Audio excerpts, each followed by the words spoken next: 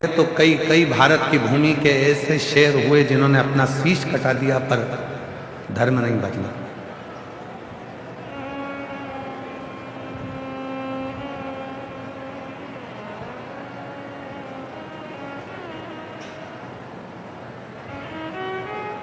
घास की रोटी खा ली पर अपना धर्म नहीं बदला।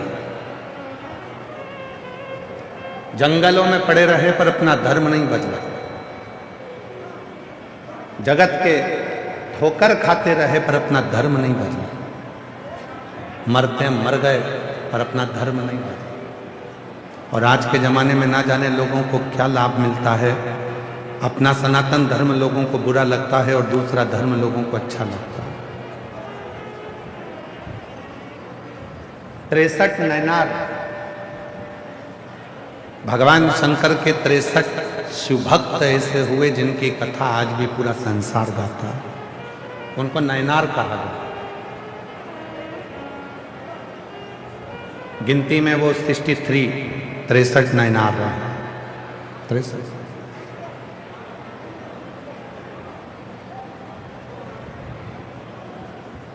वो 63 नैनार है। और उन 63 नैनारों में एक अपर ऐसा नैनार है, ऐसा शिव जी का भक्त है जो अपना धर्म छोड़े और दूसरे धर्म में चले गए। पर दूसरे धर्म में जाने के बाद जब शरीर में रोग आ गया, शरीर में कष्ट आ गया, तो उस धर्म के लोगों ने उसको छोड़ दिया। शरीर अच्छा था तब तक रखा, शरीर श्रेष्ठ था तो रखा, फिर छोड़ दो।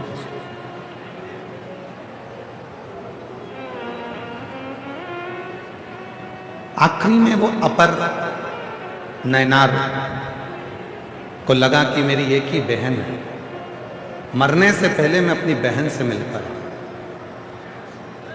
और वो नैनार अपनी बहन से मिलने के लिए गया। और बहन ने देखा कि ये बहुत बीमार है, रोग हो गया है, इसको दूसरे धर्म के लोगों ने लाकर यहाँ छोड़ दिया है, ये किसी काम का नहीं बचा। तब इसको यहाँ लाकर छोड़ा तो बहन ने कहा तुझे मरना ही तो है, तेरे प्राण छूटना ही तो है, एक काम कर, शिव जी के मंदिर में चल और एक लोटा जल चल। वो अपर नैनार ने कहा कि मैं शंकर जी के मंदिर जाऊंगा तो लोग क्या कहेंगे कि ये पहले तो उस धर्म में चले गया और अब वापिस पलट कर आया और शिव जी के मंदिर जाना चालू कर दिया। बहन ने कहा दुनिया कहेगी कहने दे, दुनिया ताना देगी देने दे, दुनिया अपशब्द कहेगी कहने दे, तू तो चल शिव के मंदिर में एक लोटा जल चढ़ाने चल। और शिव के मंदिर में वो अपर अपनी बहन के साथ में जल चढ़ाने के लिए जैसे ही गया, उसने जल शिव जी पे चढ़ाना प्रारंभ करा और उस जल का प्रोक्षण अपने ऊपर करा, उस जल का आचमन उसने करना प्रारंभ करा, उसका पूरा शरीर ठीक हो गया। शरीर ठीक हुआ तो अब वो दूसरे धर्म के लोग, जिस धर्म में वो पहले चले गया था, उस धर्म के लोग उसको लेने के लिए आए। ठीक हो गया, चल हमारे साथ। नहीं गए, अब नहीं जाऊंगा।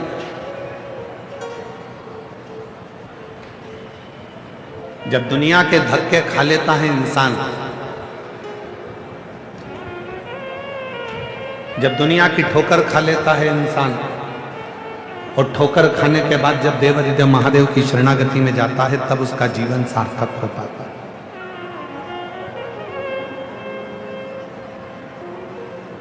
और आप लोगों से निवेदन है, जब सारी दुनिया ने तुमको ठुकरा दिया, हर तरह से तुम हताश हो गए हो, हर तरह से तुम दुखी हो गए हो, तकलीफ में हो गए हो, और तुमको कोई सहारा दिखता नहीं हो, आसरा नहीं दिखता हो, तब आखिरी में मेरे महादेव को एक लोटा जल चढ़ाना प्रारंभ करना, सारी राहें तुम्हारे सामने खुलकर सारी।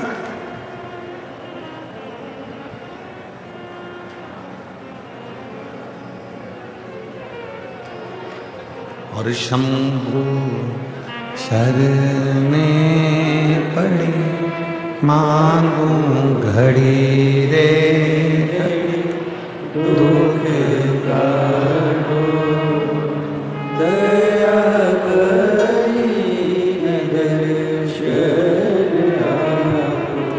ओ शंभु शरणे मांगू घड़ी रे घड़ी दुख काटो दया में दर्शन आपो।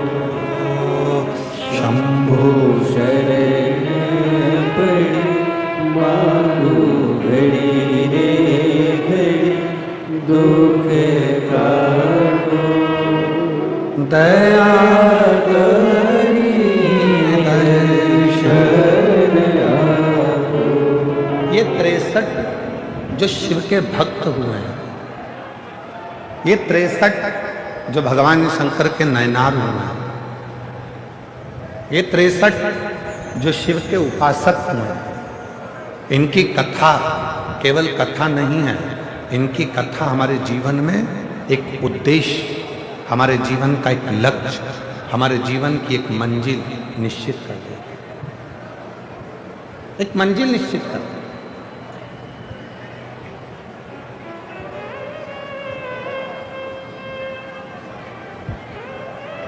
ये 63 नयनारों की जो कथा है, ये हमारे जीवन में एक बल उत्पन्न करती है, हमें बल देती है,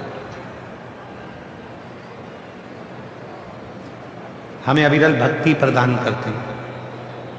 क्यों? ये मीराबाई की कथा, कन्माबाई की कथा, नामदेव जी की कथा, तुकाराम जी की कथा, रामकृष्ण परमहंस जी की कथा, श्री रामानंद स्वामी जी की कथा, निम्बाकाचार्य जी की कथा, श्रीमद् वल्लभाचार्य जी की कथा, ये जितने भी भारत की भूमि के जो संत हुए हैं, इनकी संतों की कथा हम क्यों सुनते, क्यों श्रवण करते?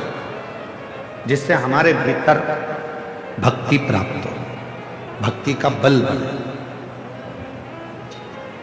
पर सुनोगे तो ही तो भक्ति का बल बढ़ेगा। जिसने जिंदगी में सुन लिया, उसी ने जिंदगी में बहुत कुछ कर लिया, और जो सुनकर ही नहीं चला तो उसने अपनी जिंदगी को केवल बर्बाद कर लिया, सुने ही नहीं। पर क्या सुनना है, कैसे सुनना है, और क्या सुनकर अपनी जिंदगी में उतारना है, ये आपको आना चाहिए। ये कोई सिखाने वाला नहीं होगा आपको कि आपको क्या सुनना है और क्या नहीं सुनना, और क्या अपनी जिंदगी में उतारना। अयोध्या में एक थी मंथरा, लोग कहते हैं उसने कैकेयी की बुद्धि बिगाड़ी। शिव महापुराण की कथा श्री रामचरितमानस का छोटा सा संवाद लेकर चलती है।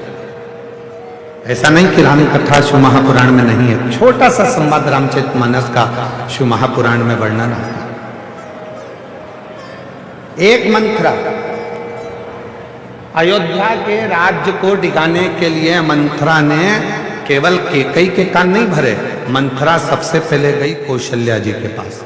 कौशल्या जी को अपशब्द कहे कैकेयी के बारे में, सुमित्रा के बारे में। जब कौशल्या जी के कानों में बात नहीं ठहरी, तब वो मंथरा गई सुमित्रा जी के पास।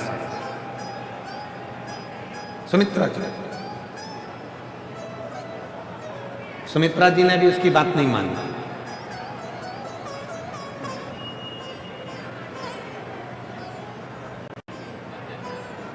माता सुमित्रा भी उसकी बात नहीं मानी।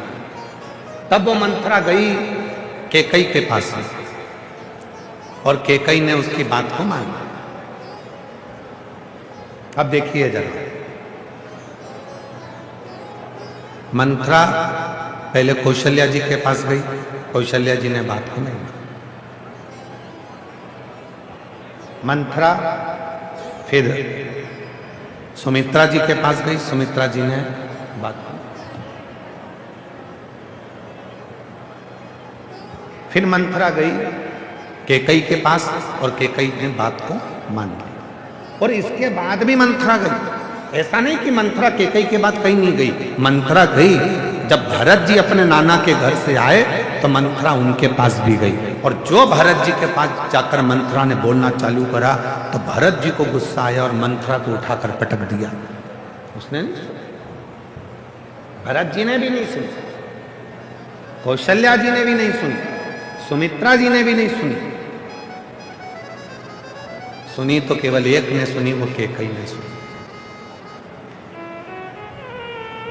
उस मंथरा ने कौशल्या जी के माध्यम से घर को तोड़ना चाहा, उस मंथरा ने सुमित्रा जी के माध्यम से घर को तोड़ना चाहा। उस मंथरा ने देख लिया कि जब कहीं काम नहीं चला तो कैकेयी के पास भी गई, वहां जाकर कान भरे, वहां जाकर थोड़ा सा कानों में जहर घोला और उसने घर को तोड़ दिया। शिव पुराण कहती है एक मंथरा वो घूमती ही रहती है, ऐसा नहीं है कि भीलवाड़ा में नहीं आए। एक मंथरा है वो घूमती रहती है, वो भीलवाड़ा भी आएगी। तुम्हारे घर में जितने सदस्य हैं, तुम्हारी सास है तो उसके पास भी जाएगी, जेठानी है तो उसके पास भी जाएगी, देवरानी है तो उसके पास भी जाएगी, और वो मंथरा तुम्हारे पास भी आएगी। अब मंथरा ये देखती है कि किसके माँ बाप के संस्कार कैसे हैं। कौशल्या जी के माता पिता के संस्कार समझ में आए, सुमित्रा जी के माता पिता के संस्कार समझ में आए, और कैकेयी जी के माता पिता के संस्कार सामने आए। वो मंथरा आई,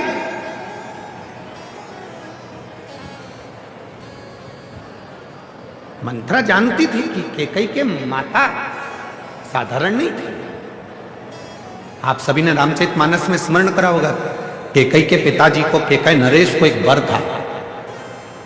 कैकेयी नरेश को एक वर था, कोई पक्षी अगर आपस में बात करेंगे तो वो सुन लेते थे कि बात क्या कर रहा है, कोई पशु आपस में बात करते थे तो वो सुन लेते थे कि बात क्या कर रहा है, कोई जीव जंतु आपस में बात करते थे तो कैकेयी नरेश को मालूम पड़ जाता था कि बात क्या कर रहे हैं। ये वर कैकेयी नरेश को था, और कैकेयी नरेश को वर के साथ में एक और वचन था, कैकेयी नरेश तुम पक्षियों की बात सुन लोगे, तुम पशुओं की बात सुन लोगे, तुम जीव जंतु की बात सुन लोगे, पर तुमने अगर किसी को बता दिया कि ये पक्षी आपस में क्या बात कर रहे हैं, उसी दिन तुम्हारे प्राण छूट जाए, उस दिन तुम मर जाओगे, तुम्हारे प्राण चले जाएंगे। कैकेयी नरेश ने वचन दे दिया कि मैं इस बात को किसी को नहीं बताऊंगा। कैकेयी नरेश आराम से रहने लगे। समय बीत गया। एक दिन अपनी पत्नी के साथ में कैकेयी नरेश माता, कैकेयी की माता के साथ में कैकेयी नरेश अपनी पत्नी के साथ में भ्रमण को चले, और दो पक्षी आपस में बात कर रहे थे, और कैकेयी नरेश उनको सुनकर हंस दिया। तो कैकेयी की माता ने उनसे कहा, आप क्यों हंसे? पति ने कहा, ये दोनों पक्षियों की बात सुनकर हंसा। तुम बात जानते हो? हाँ। मुझे बताओ कि आखिर हंसे क्यों? कैकेयी नरेश ने कहा, मैं बता नहीं सकता, अगर मैंने तुझे बता दिया तो मैं अभी के अभी मर जाऊंगा। पत्नी कहती है, भले अब भी मर जाओ, पर तुम मुझे बताओ कि तुम हंसे क्यों, क्या बात करी पक्षियों ने? तो कैकेयी नरेश ने बहुत समझाया अपनी पत्नी को कि मैं बताऊंगा और मर जाऊंगा, पर कैकेयी नरेश की पत्नी ने जिद पकड़ ली कि भले मर जाओ पर तुम मुझे बताओ। तब कैकेयी नरेश ने दोनों पक्षियों की बात जैसे ही अपनी पत्नी को बताया, बताते से कैकेयी नरेश के प्राण छूट गए, मर गया। मंथरा जानती थी माता पिता के संस्कार एक ऐसे संस्कार होते हैं जो जीवन में हमेशा अपने भीतर रहते हैं। इसलिए मंथरा आएगी, तुम्हारे को भड़काने का प्रयास करेगी, बहू तुम्हारी गलत है, सास तुम्हारी गलत है, बेटा ऐसा है, बड़े बेटे ने ऐसा कर दिया, छोटे बेटे ने ऐसा कर दिया, उसने वैसा कर दिया, उसने वैसा कर दिया। ये मंथरा धीरे धीरे धीरे धीरे स्लो पॉइजन तुम्हारे कानों में देना प्रारंभ करेगी। और याद रखना, ये तुमने जो अगर मंथरा की बात को सुन लिया तो तुम्हारा घर टूट गया, फिर वो घर संभल नहीं पाया, फिर टूट कर ही रहता, टूट ही। अब कई लोग कहते हैं, गुरुजी मान लो कोई ने अगर हमारे कानों में आकर कुछ कह दिया और हमने सुन लिया और सुनकर हमारा घर टूट गया, तो उस घर को वापिस जोड़ना है तो क्या करना पड़ेगा? तो कितनी सुंदर बात कही है, लोहे को काटने के लिए लोहे का प्रयोग करना पड़ता, रोग को मिटाने के लिए दवाइयों का प्रयोग करना पड़ता। उसी तरह अगर तुम्हारा घर दूसरों के सुनने से बिगड़ा है तो तुम्हारा घर शिव महापुराण की कथा सुनने से सुधरना प्रारंभ हो रहा है। सुनने से बिगड़ा, यदि घर सुनने से बिगड़ा है तो सुनने से ही सुधरेगा। दूसरे का कहना सुना, घर बिगड़ा। अब शिव पुराण सुनो, घर सुधरेगा, घर सुधरेगा। और ये बात केवल सहजता वाली विषय नहीं है कि रामचरितमानस शिव महापुराण में जब भगवान शंकर का विवाह माता पार्वती जी के साथ हो रहा था, हिमालय राज ने पूरा साज सजाया था, बहुत सारे कलश लगाए थे, तोरण द्वार लगाए थे, मंडप लगाए थे, पूरा साज सजा हुआ था, पूरा संपूर्ण साज। शिव जी का विवाह पार्वती के साथ।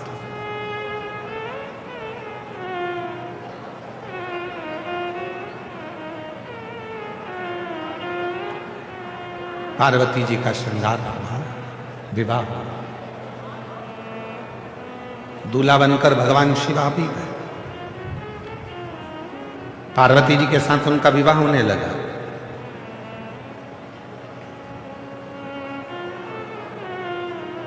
हम आपसे पूछते हैं, शादी के समय पर जितनी लड़की खुश दिखती है उतना लड़का खुश नहीं दिखता।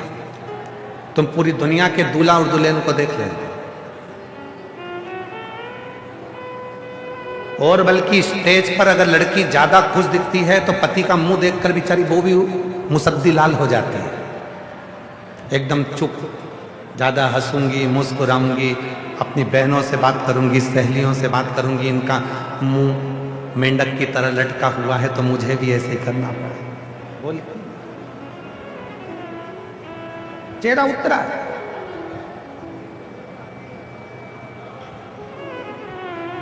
क्यों गुरुजी? पार्वती जी के भी चेहरे पर बहुत मुस्कुराहट थी। शादी के समय पर हंस रही, मुस्कुरा रही, और पार्वती मैया खूब मुस्कुरा रही, खूब हंस रही, प्रसन्न है। होना चाहिए। जिंदगी के ये जितने 16 संस्कार हैं, जीवन के जितने 16 संस्कार हैं, इन 16 संस्कार में आपके चेहरे पर प्रसन्नता होना चाहिए, मुस्कुराहट होना चाहिए। और यहां तक शिव पुराण कहती है कि आखिरी का जो संस्कार है ना, अंतिम संस्कार, शिव पुराण कहती है उसमें भी आपके चेहरे पर मृत्यु की सैया पर भी अगर आपके प्राण छूट रहे हैं तो मृत्यु की सैया पर भी आपके प्रसन्नता होना चाहिए कि अभी तक संसार से मिला था, अब जा रहा हूं उस परमात्मा से मिलने के लिए। ये मेरे चेहरे की प्रसन्नता है, प्रसन्न।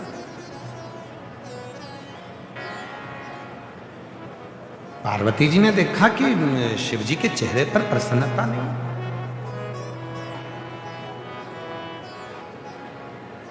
क्या बात है?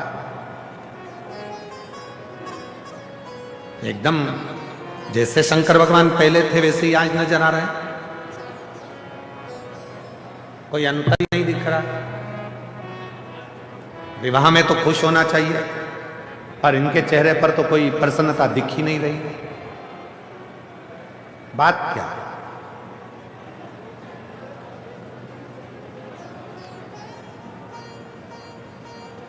पार्वती जी ने धीरे से घूंघट की ओट में शिव जी से पूछा, क्या बात है प्रभु, आपकी हमसे शादी हो रही है, हमारी आपसे शादी हो रही है। मेरे पिता हिमालय राज कन्यादान करने के लिए बैठे हैं, मेरी मां मैनावती भी कन्यादान करने के लिए बैठी है, और आपके चेहरे पर प्रसन्नता नहीं, आप मुस्कुरा नहीं है। शंकर भगवान बोले, पार्वती, जिंदगी का कोई सा भी पहलू हो, घर में करोड़ों का धन भी आ जाए ना, तो व्यक्ति को अपने पुराने समय को नहीं भूलना चाहिए। और जिंदगी में कितना भी दुख आ जाए, व्यक्ति को अपने पुराने स्मरण को नहीं भूलना चाहिए। सम रहे, सम। सम रहे? हाँ सम। मैं समझी नहीं। शिवजी ने कहा पार्वती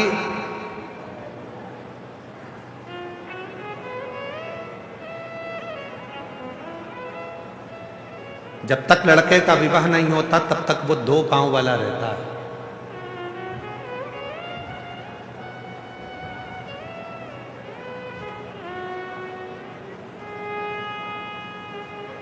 दो पांव का रहता है, कहीं पर भी जाता है, कहीं पर भी आता है, मानव का जीवन जीता है, खाता है, पीता है, रहता है। शादी हो गई, उसके साथ में 2 पांव और जुड़ गए। अभी तक वो मानव था, अब 4 पांव वाला हो गया, मतलब वो पशु हो गया। कितने पांव का हो गया? जम के बोलो। जिसके साथ वो फेरे ले रहा है 2 पांव उसके हैं, 2 पांव पीछे पीछे जो चल रही है उसके हैं। अब वो 4 पांव का हो गया, पशु हो गया। पशु का मतलब है अब उसके ऊपर भार आ गया, बोझा आ गया। गधे जैसा अब उसको बोझ ढोना ही ढोना है। पूरे परिवार को लेकर चलना है, सबको लेकर चलना है। अब उसके ऊपर भार आ गया।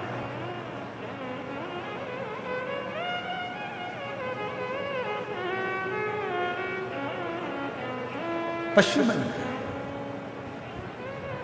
दुनिया के लोग कहते हैं शंकर भगवान पशुपतिनाथ है। शिव महापुराण में भगवान शंकर के विवाह का प्रसंग कह रहा है कि भगवान शंकर पार्वती जी से कहते हैं कि केवल मैं अकेला पशुपतिनाथ नहीं हूं। जिस लड़के की शादी होती है और वह अपनी पत्नी के साथ जब 7 फेरे लेता है तो वो भी पशुपतिनाथ बन जाता है, वो भी पशुपतिनाथ। मतलब अब तेरे ऊपर भी भार आ गया। अभी तक 2 चरण थे, अब 4 चरण आ गए। अभी तक 2 पांव थे, अब 4 पांव आ गए। जब 4 पांव आ जाए तो समझ लेना कि बोझा ढोना चालू करना है, सबका वजन ढोना है। ससुराल वालों को भी झेलो और अपने परिवार वालों को भी झेलो। वो कुछ बोले उनको भी झेलो, वो कुछ बोले उनको भी झेलो। सारे रिश्ते नाते कुटुंब कबीला सब बोझा कंधे पर आ जाता। तो इतनी सी बात पे डर रहे हो? पार्वती जी ने कहा इतनी सी बात पे डर रहे हो? शंकर भगवान बोले इतनी सी बात पे नहीं डर रहा। 4 पांव के बाद में 6 पांव भी होंगे। समझ गए आप लोग? जम के तो बोलो जरा। 4 पांव के बाद कितने होंगे? 6 पांव। हमारे 2 बच्चे भी होंगे। और 6 पांव किसके होते हैं? शंकर भगवान अपनी शादी में जो ज्ञान दे रहे हैं वो संसार के एक एक व्यक्ति को उस ज्ञान को धारण करना चाहिए। जब तक तुम्हारे 2 पांव हैं, तुम मानव हो, इंसान हो, जा रहे हो, ला रहे हो, कमा रहे हो, एंजॉय कर रहे हो, खा रहे हो, दोस्तों के साथ बैठ रहे हो, घूम रहे हो, फिर रहे हो, सब कुछ है। पर शादी हो गई, 4 पांव हो गए। 2 तुम्हारे, 2 धर्म पत्नी के, 4 पांव हो गए। 4 पांव हो गए मतलब तुम्हारे ऊपर बोझ हो गया। पशु पड़ेगी, सबके लिए संभालना पड़ेगा, सबको जोड़ना पड़ेगा। इसके बाद में अभी 2 पांव और बढ़ने वाले हैं, मतलब तुम्हारे घर में 2 बच्चे होने वाले हैं। अब कितने पांव हो गए? मतलब एक बच्चा होने वाला है तो कितने पांव हो गए? 6। अब तुम्हारे घर में बेटा जन्म लेगा, बेटा जन्म लिया तो कितने पांव हो गए? 6 पांव। अब तुम्हारे घर में बच्चे 6 पांव हो गए। 6 पांव किसके होते हैं? मधुमक्खी के। 6 पांव किसके होते हैं? मधुमक्खी के। मधुमक्खी जैसे, मतलब अभी तक तुम इंसान थे, मनुष्य थे, मानव से अब तुम्हारे 4 पांव हुए, पशु बन गए। पशु से अब तुम घर में एक बेटा हो गया, उसके 2 पांव आ गए तो तुम मधुमक्खी हो गए। मधुमक्खी का मतलब होता है फूलों का रस लाते जाओ, छत्ते में डालते जाओ, कमाते जाओ, घर में भरते जाओ, कमाते जाओ, भरते जाओ, कमाते जाओ, भरते जाओ। इन औलादों के लिए भरते जाओ, इन परिवार वालों के लिए भरते जाओ। मतलब 6 पांव होते से तुम मधुमक्खी हो गए। भरते जाओ, भरते जाओ, भरते जाओ। अब 6 पांव के बाद 2 पांव और आने वाले हैं, बहुरानी।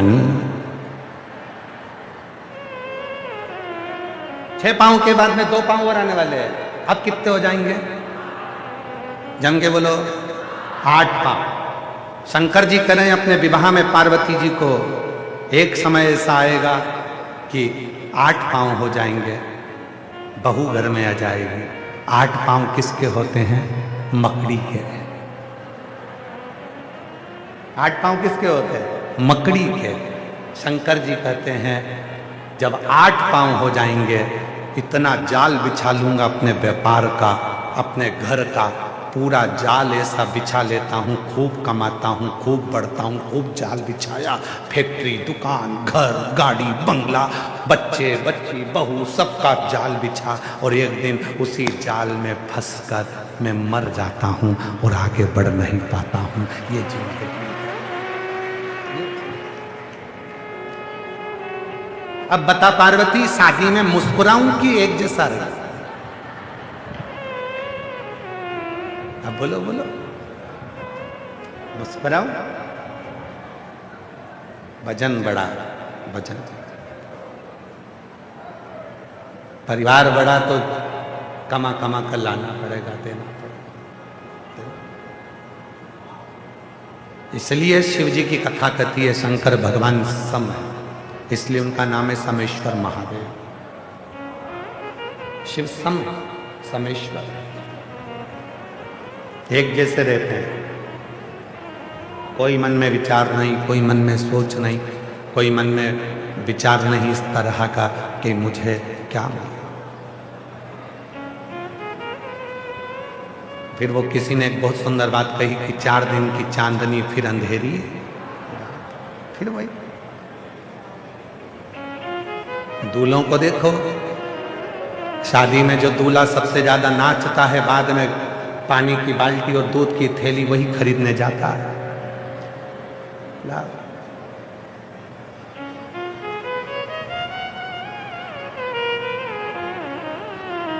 इसीलिए शादी के समय पर रात्रि के 9 बजे से लेकर 11 बजे तक ढोलक पीट पीट के माताएं जी गाती है, बना तुम मुंबई जाना जी, बना जी लहंगा लाना जी, बनी फिर पहन के आएगी, बनी फिर यूं इठलाएगी, बनी फिर यूं फरमाएगी, तुम्हारा झुमका गिरा। फिर वो फरम क्यों कठिन?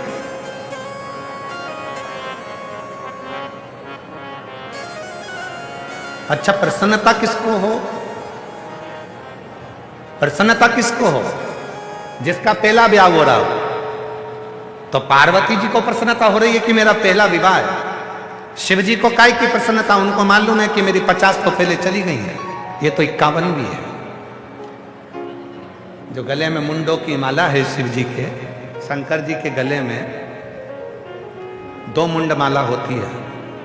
कभी आप लोग महाकाल राजा का दर्शन करेंगे, विश्वनाथ जी का दर्शन करेंगे, तो 2 मुंडमाला मेरे शंकर भगवान को पहनाई जाती है। एक मुंडमाला में गले में हड्डियों की मुंडमाला होती है, खोपड़ी खोपड़ी, आप लोगों ने दर्शन करा हो। दूसरी मुंडमाला में मुंडों में मूंछ होती है, जो मुंड है उसके अंदर मूंछ होती है। 2 मुंडमाला भगवान शंकर के गले में होती है। एक हड्डियों की, वो हड्डियों की जो मुंडमाला होती है वो पार्वती जी जो पूर्व में अपने शरीर को त्याग चुकी थी 50 बार, उनकी वो मुंडों की माला शिव धारण करते हैं। सती, गौरा, उमा, कात्यायनी, कुष्मांडा, स्कंदा, बगला, मातंगी, धूमा, ऐसी माता पार्वती जी के जो स्वरूप पहले हो चुके हैं, उस कमला, मातंगी, और शिवजी के गले में जो मूंछ वाले मुंडों की माला है वो शिवजी के गले में वो राहु के मुंड है जो शंकर भगवान धारण कर, राहु के मुंड। तो जिसकी पहली शादी हो रही हो प्रसन्न वो हो। तुम खुद देखो, शादी में जितना दूल्हा प्रसन्न दिखता है, जितनी दुल्हन प्रसन्न दिखती है,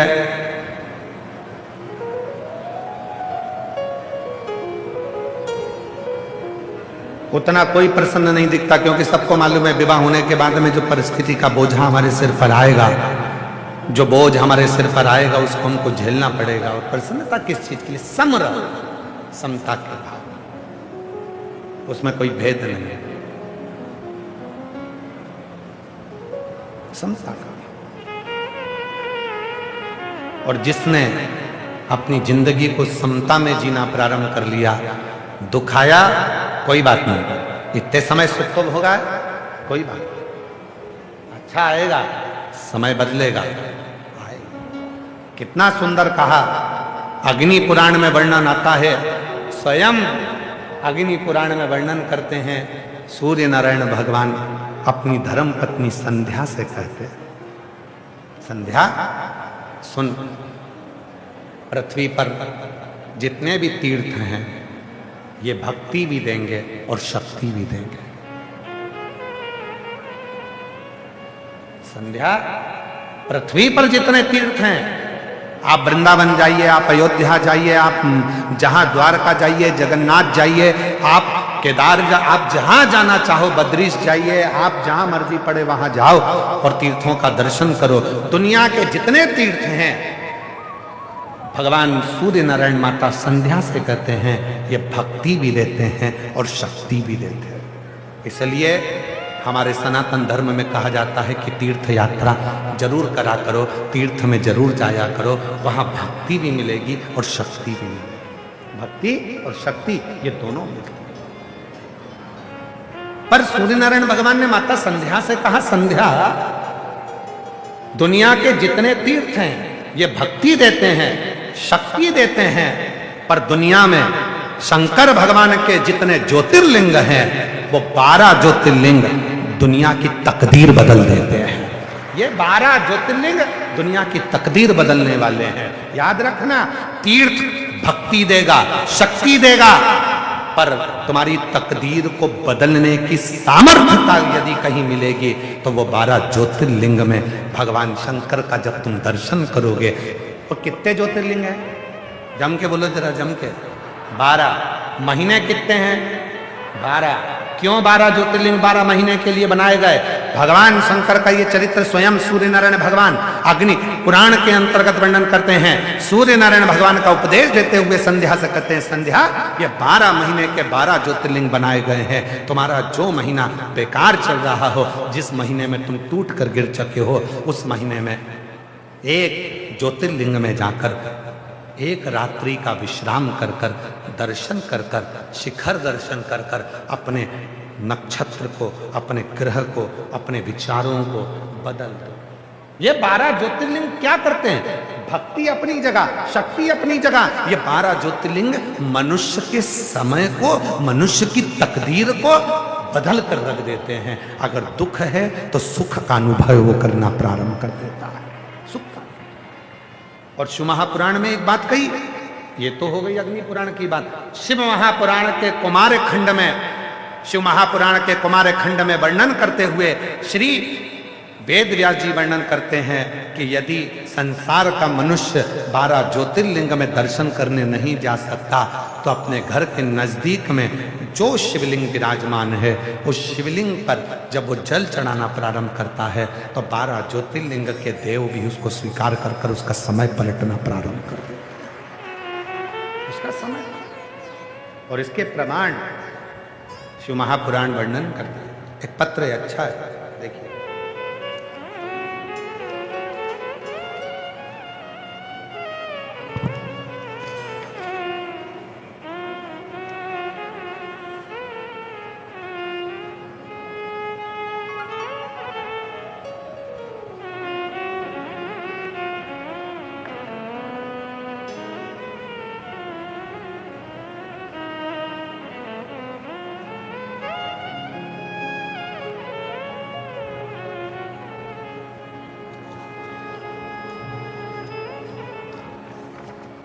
देखिए पत्र में, मेरा नाम बीना यादव है, मेरा मोबाइल नंबर ये है, मैं भीलवाड़ा चंद्रशेखर में रहती हूँ।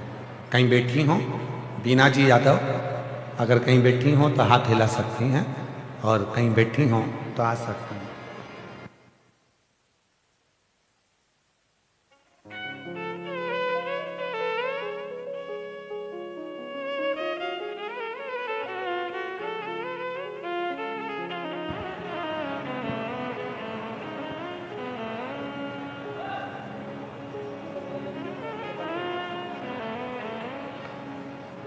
एलईडियाँ अलग चल रही हैं, कथा अलग चल रही है, तो उसको पूरा सेट करो ना तुम लोग।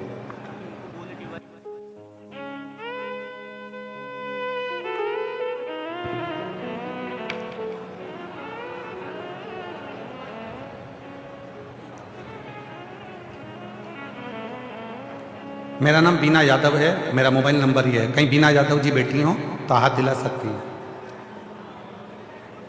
कहीं बैठी हो तो अपना हाथ दिलाएंगे, और अगर बैठी हो तो कथा के पंडाल में आप बैठे हो तो आ जाएं और एक बेलपत्र लेकर जाएं। महाराज, मेरा नाम बीना यादव है, मेरा मोबाइल नंबर ये है। मैं भीलवाड़ा चंद्रशेखर में रहती हूँ। पत्र को आप लोग एलईडी पर पढ़ सकते हैं, एलईडीओं पे पत्र चल रहे होंगे। मैं 2018 से आपकी कथा सुन रही हूँ। मेरे भोले बाबा ने मेरे जीवन को ही बदल दिया। गुरुदेव, एक लोटे जल का मैं क्या वर्णन करूं। मेरा बेटा हिमांशु यादव जो पीजी की तैयारी कर रहा था, 2024 में उसने पीजी का पेपर दिया। उसने सोचा कि मेरा एमडी मेडिसिन में एडमिशन हो जाएगा, पर उसका नंबर नहीं आया। और मेरे बेटे के साथ उसका दोस्त भी एमडी मेडिसिन की तैयारी कर रहा था और उसका नंबर आ गया। मेरा बेटा रह गया। मेरे बेटे ने कहा, माँ आप रोज मंदिर जाती हो, वहाँ जाकर साफ सफाई करती हो, पूजन करती हो, फिर भी बाबा ने नहीं सुनी। मैंने कहा निराश मत हो, बाबा जरूर सुनेगा। मेरे साथ तू भी मंदिर जाना चालू कर, तेरी बाबा जरूर सुनेगा। मेरे बेटे ने मंदिर जाना शुरू किया और दुगनी मेहनत आपके कहने पर करना प्रारंभ करी। आप कहते हो कि पढ़ाई को 4 गुना कर दो, मेहनत 4 गुना करो और आखिरी में बेलपत्री पर शहद लगाकर शिव को समर्पित करो। मेरे बेटे ने वही करा और बाबा की कृपा से मेरे बेटे का मथुरा में एमडी मेडिसिन के नंबर पर सिलेक्ट हो गया। मैं बाबा को धन्यवाद देती हूँ। और आज 2025 में वापस पेपर दिया मेरे बेटे को, तो रेडियो लॉजिस्ट के पद पर मेरे बेटे को नियुक्ति मिल गई। मैं बाबा को यहाँ धन्यवाद देने के लिए आई हूँ। एक लाइन अच्छी लिखी है, देवता देते हैं पल्ला झाड़ कर और मेरा महादेव देता है छप्पर फाड़ कर। शिव कृपा करता है, शंकर करुणा।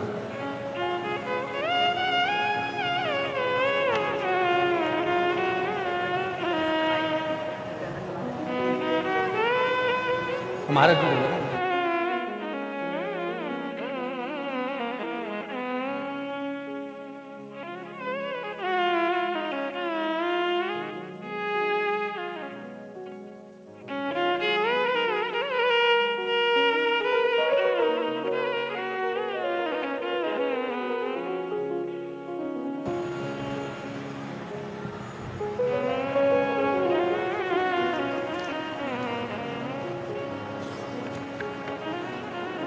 जोरदार ताली बजाएं।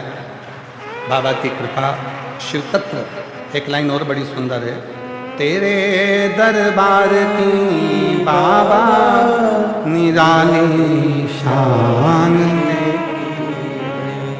तुझे देते नहीं देखा पर झोली भरी देखी मुख दुनिया मोड़े बाबा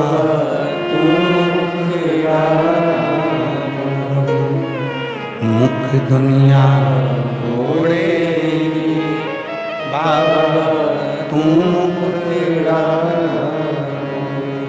मेरी लगी खरीदी बाबा तू बेना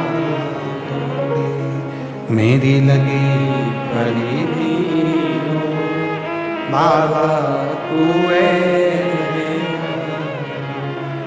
शिव के प्रति तुम्हारा विश्वास है,